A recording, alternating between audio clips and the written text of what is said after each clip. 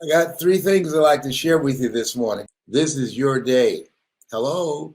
This is your day because I got something that I'd like to share with you that's it's a part of you. It's who you are. But sometimes we can get staggered by life and take a few blows to the head and we forget who we are or where we are.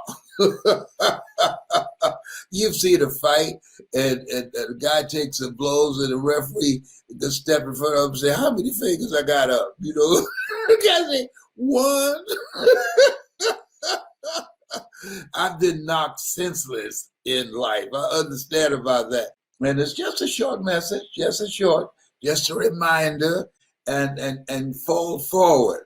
Okay? Or like I said, if life knocks you down, try and land on your back because if you can look up, you can get up. And when you get up, you're getting up with something. You're getting up with faith. You're getting up with determination. You're getting up with a hunger to win, to do some things of how to handle the adversities of life, how to go through some stuff, how to handle when life snatched the rug out from under you, like it has on the planet, and what it is you need to do to rebuild your life, to pick up the pieces and start all over again. And part of it is when you go through a major transition in your life, a major interruption, you need somebody in your life. You need somebody new in your ear who's not going through it the same way you're going through it. It can help you get through it. Now, you don't need nobody talking to you. They all broken down and talking to you with craziness. The devil is a liar, and they ain't got a pot to pee in or a window to throw it out of. You need somebody who's handling this thing up in here, all right? You know, I just thought about something. The key to success is look at successful people and do what they do. And look at people who are just living a mediocre life and don't do what they do. Okay? Really? Because that's what I did. I watched and I studied people who were successful.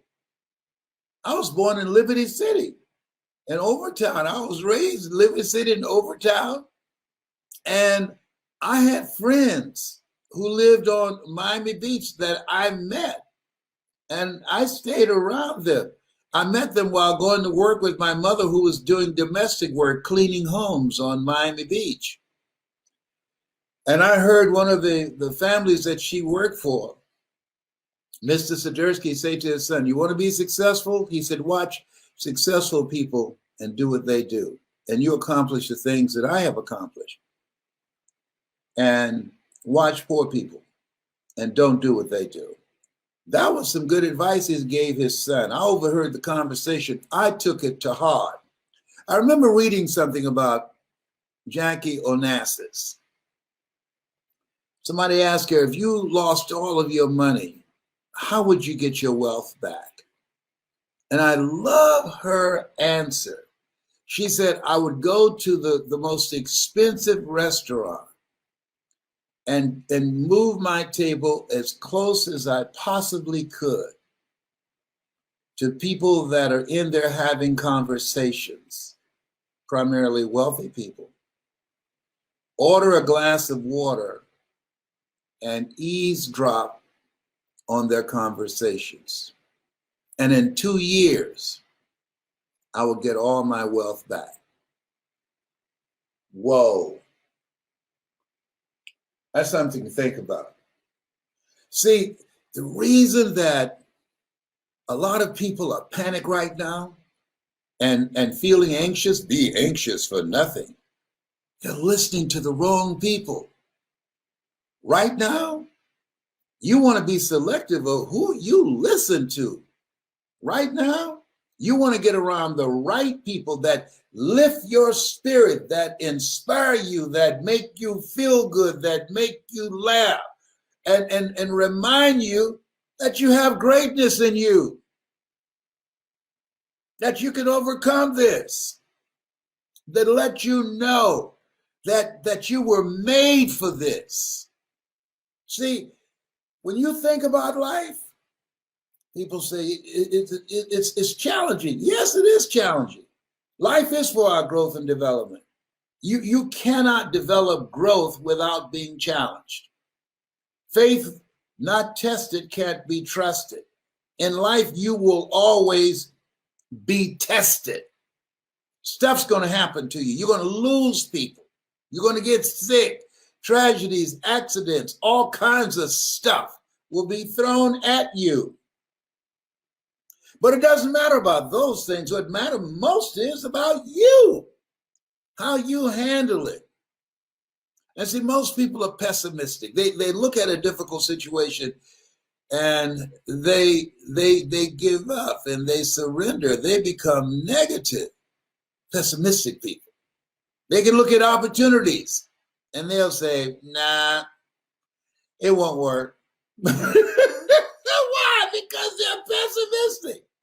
An optimist will look at difficult situations and they'll look at obstacles. An optimist will say, you know what? If something is shut down, that means that something else has opened up. Danger. Oh, danger, but also opportunity. It's a different perspective. And then they start working to make that happen with that vision that they're holding in their mind. I want you to just get up with a mindset, no matter where your situation is right now, and say, you know, I'm here. There are people in the cemetery who would love to change position with me. I got a shot. I got up this morning. Come on, somebody. Look at God. Yeah. See, this is the time that you got to check yourself. You got to watch yourself. Because when stuff happened to you and happened to people that you love, whoo, you got to check yourself. You got to watch your thinking. And you have to have somebody that can come in and speak to you and help lift your spirit, speak to you, that you can hear them not just in your ear, but in your heart, to say, you have greatness in you. You have the power to overcome this. You listen to me right now. A setback is a setup for a comeback. Willie Jolly knows what he was talking about. You. This is not going to get the best of you. This is a time that we have to validate ourselves. This is a time that we have to surround ourselves with relationships that speak to our spirit of power, of victory, of being reminded, victory is mine. Call forth those things that be not as though they were. There's no time for wimps. No. During this time, I'm watching a lot of funny movies. I look funny myself. I love the movie House Party. Can you tell? I'm Kid. Listen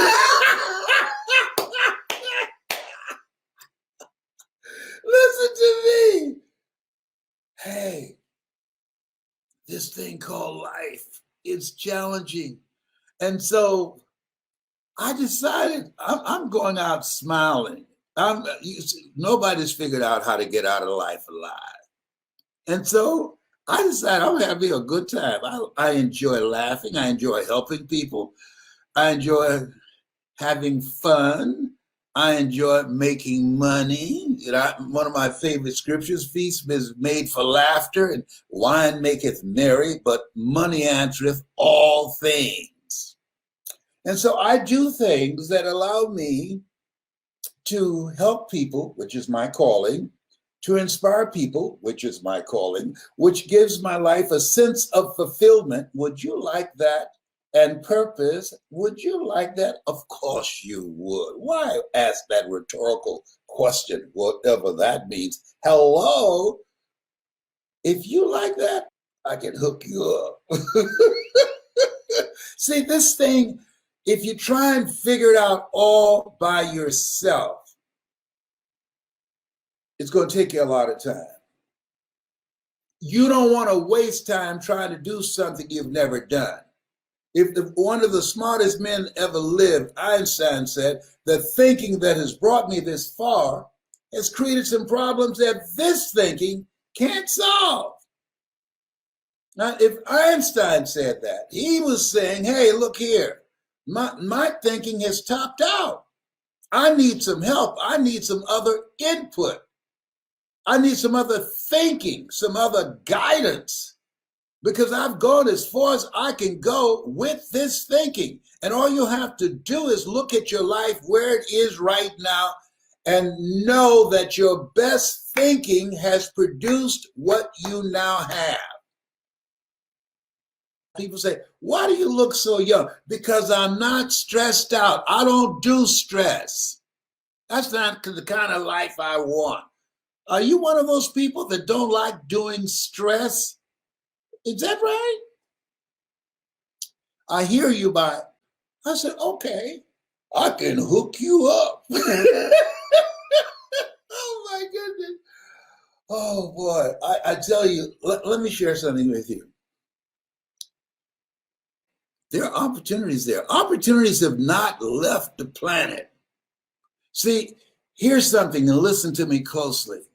If opportunity does not knock on your door, build a door so it can knock. Because at the end of the day, there are always opportunities. There are always opportunities. Well, that's a good metaphor you're using. How do I build a door?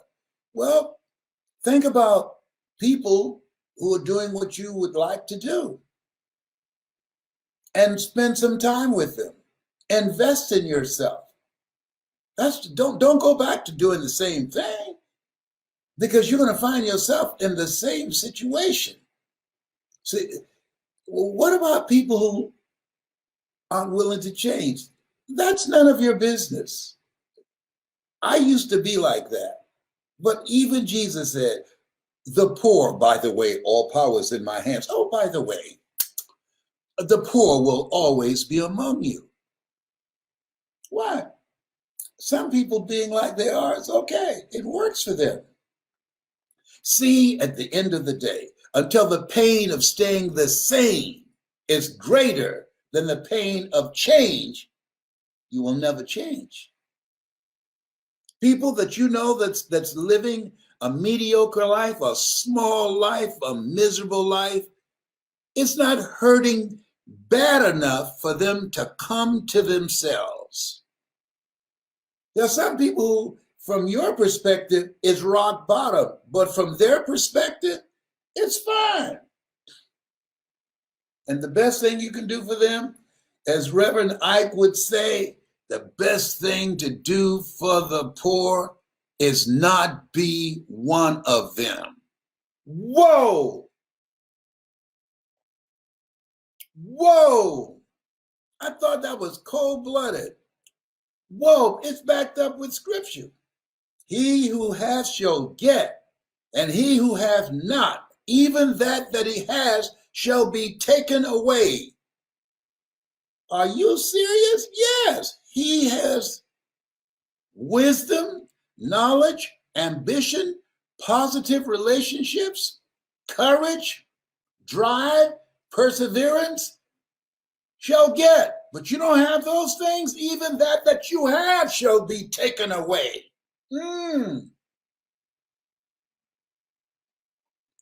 We know people who are intelligent, have all kind of talent, and they threw their talent away in exchange for drugs, for alcohol, in exchange for a toxic relationship. I had a friend who, all through school, we used to watch Perry Mason. She was in the neighborhood. We watched Perry Mason, who never lost but one case. And she wanted to be a lawyer. And when she graduated from school, I just knew she was going to go to Florida A&M University and go to law school. And I saw her years later, and she had about 5 or 6 kids. I said, did you ever go? No. What happened? I got pregnant and married to the wrong person.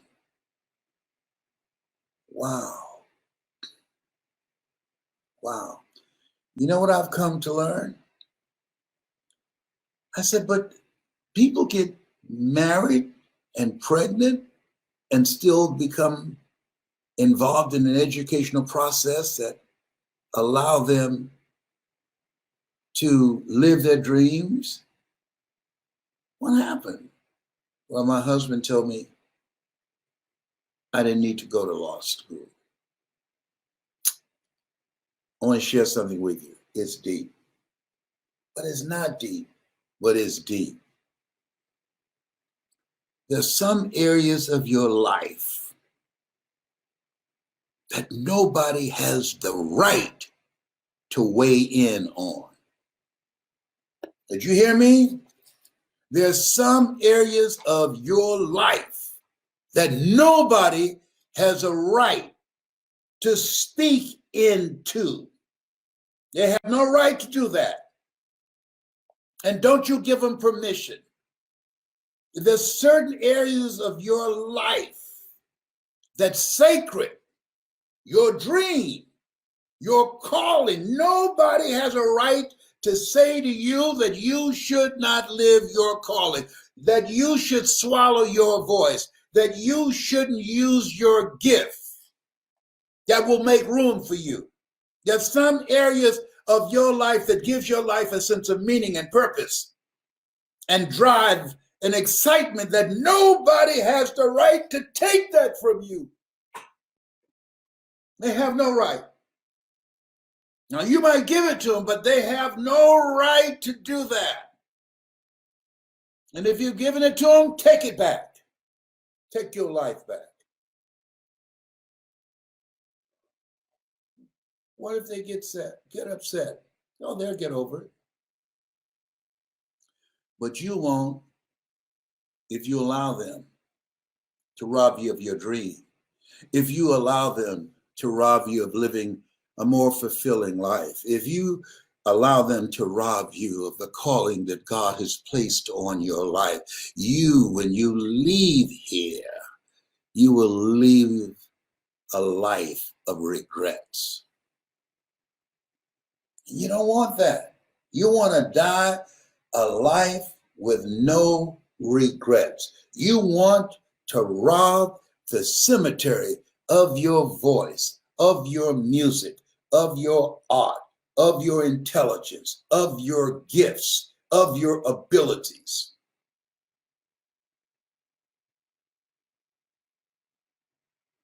Miles Monroe had a point. Rob the cemetery. Don't take that stuff that you got to your cemetery. I was looking for a friend of mine the other day named Sam Daniels. And I knew Sam when I was in high school. Sam lived in Good Bread Alley, and his brother Bobby, who drives the bus. I think he's still driving the bus in Miami. I don't know. Sam could sing. Sam could dance. And I thought about a project. I said, I'm going to call Sam and see what he's doing. And I call a friend. Oh, Sam's gone. Say what? Yeah. He's been dead for some time. You know why I didn't know? Because Sam didn't live an impactful life. Most people, when they die, you probably find out accidentally. That's happened to you before. You will say, oh, I didn't know. How long they been dead? Oh, child, a long time. You know why? Because they didn't do anything with their life. They didn't do anything. Had they done something with their life, had they made their presence felt, you would have known. When Maya Angelou took her last breath, we knew. When Nelson Mandela left here, we knew.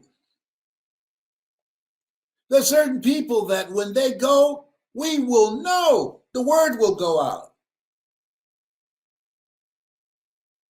Live a life that matters.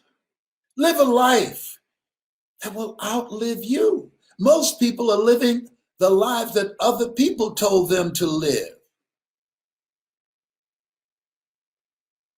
See, here's how you grow. Listen to me. Had a good conversation with my daughter this morning.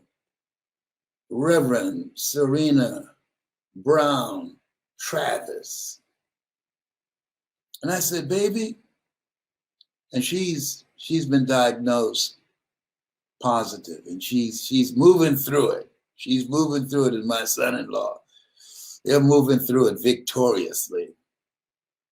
I said, listen, you only grow two ways. Listen to me, you need to write this down.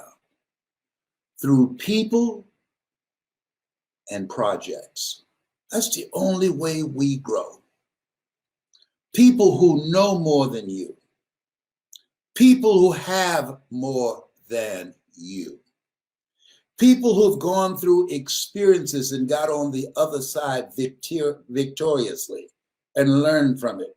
People that can stretch you, people that will hold you accountable, people that will challenge you, people that will empower you. We grow from people and projects, goals beyond your comfort zone. Why? Because in order to do something you've never done, you got to become someone that you've never been. Big goals and dreams. Why? Because it will call forth something in you that you can't get to in yourself by living in your comfort zone. When you know this is deep what I'm talking to you about. That you grow from people and projects, you can be set out on the street with all your furnishings. You can lose your job. You can be evicted from your home, and you won't be fazed. You know why? Because you know you can produce it again. You'll be unfazed because you know you're more than a conqueror. You know greater is he that's in you than he that's in the world. You know, seek ye first the kingdom of God and his righteousness, and all these things will be added unto you. You know that you were born to win. You know that this is a temporary situation. You know tough times don't last, but tough people do. You've got to be tougher. Yeah.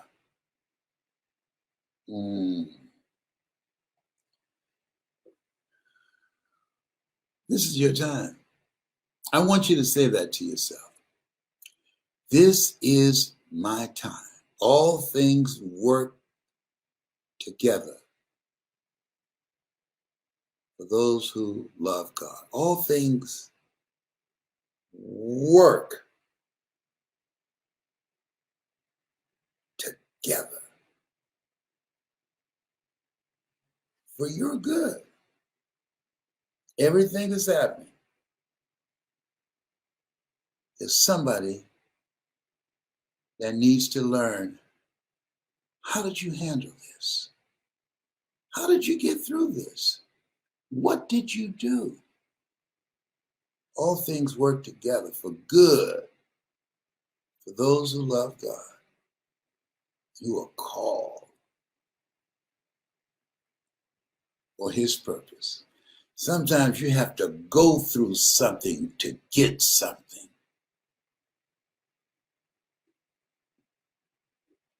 As Mamie Brown would say, put that in your pipe and smoke it. I'm so happy for you, for this brand new you that you're discovering, for this part of yourself that's waiting for you to say, hello, I've been waiting for you. I knew you would eventually come. Yes. Oh, the best is yet to come. What you are going to experience in this new version of yourself because of how you came through this, eye has not seen, ear has not heard, nor has entered the heart of mankind what God has in store for you.